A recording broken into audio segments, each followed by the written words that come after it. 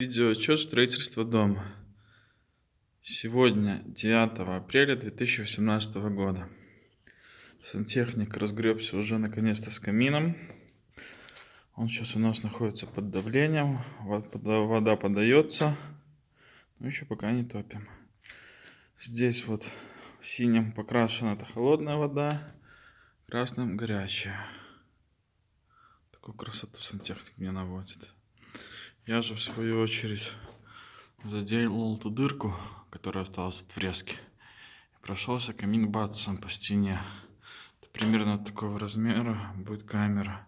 Только здесь влево надо будет еще взять сантиметров, наверное, 25.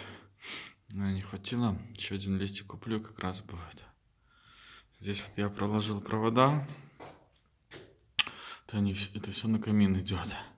Сразу их спрятал под этим камин-батсом. Здесь будет выходить одна розетка у меня. И от нее будет все это запитываться. Проводов столько много получилось. Сколько-то у нас штук здесь? Раз, два, три, четыре. 4 провода. 4 провода, это потому что у нас 2 идут на бойлер. Один на насос, второй на датчик. Один у нас идет на камин. Чтобы вырубать камин, когда будет загораться. А третий там стоят такие переключатели потока. Я их потом покажу, что сейчас разобрана котельная. Чтобы направление воды менять, когда будет начинать греться вода от камина. Вот как это у нас выглядит издалека. Сейчас чуть-чуть отойду. Вот. Вся конструкция. Еще пока сам не знаю, как оно работает. Потом он мне расскажет. И это, соответственно, отсниму. Здесь вот пошли трубы на бачок. Бачок у нас немножко конденсирует. Надо будет его, наверное, во что-то обшить. У меня остался как раз,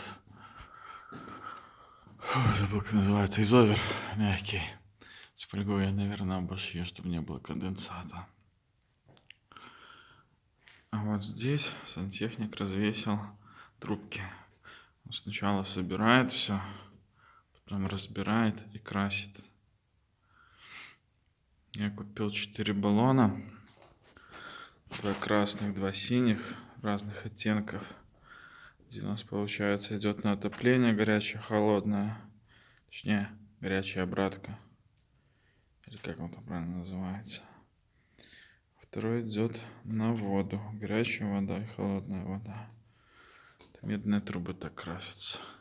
Потом, когда соберется, я покажу, что получится.